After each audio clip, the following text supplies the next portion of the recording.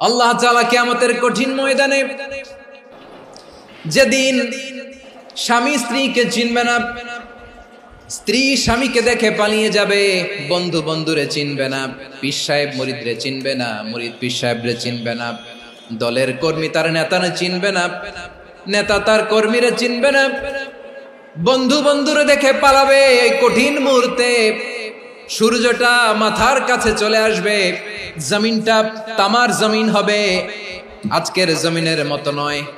মানুষ ঘর্মাক্ত, ক্লান্ত, শ্রান্ত মাথার মগজগুলো কানের ছিদ্র আর নাকের ছিদ্র দিয়ে বেয়ে বেয়ে পড়বে।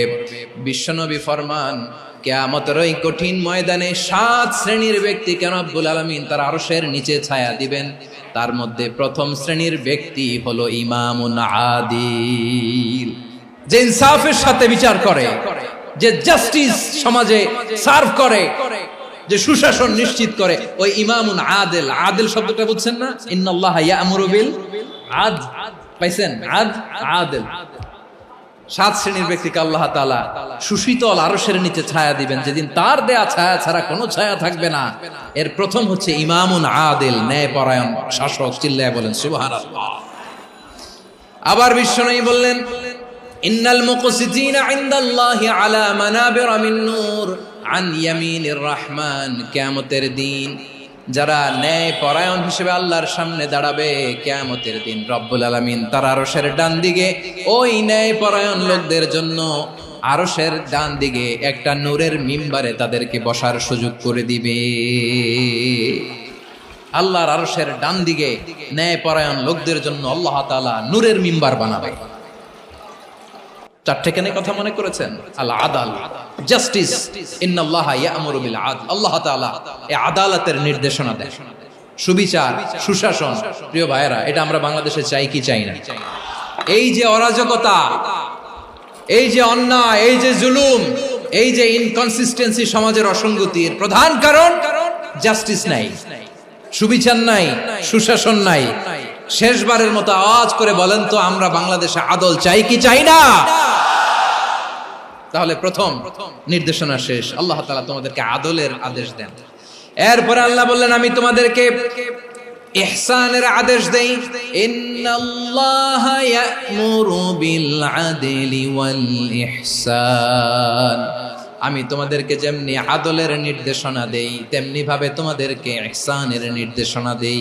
ইহসান, আওয়াজ করে সবাই বলেন তো ইহসান।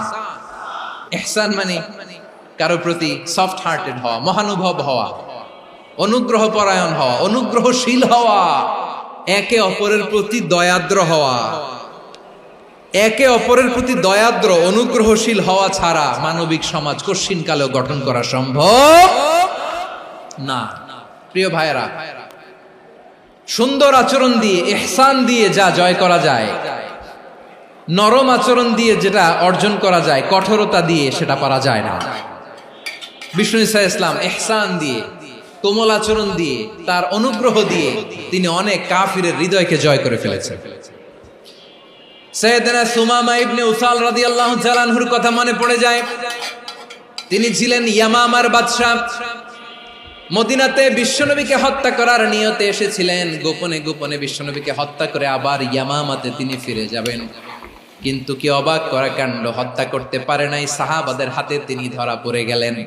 সাইয়েদনা সুমামা ইবনে উসাল রাদিয়াল্লাহু তাআলা আনহু হত্যার নিয়তে আসলেন, কিন্তু হত্যা করতে পারলেন না। সাহাবারা ওনাকে ধরে ফেললেন, ধরে মসজিদে নববীর পিলারের মধ্যে বেঁধে রাখলেন।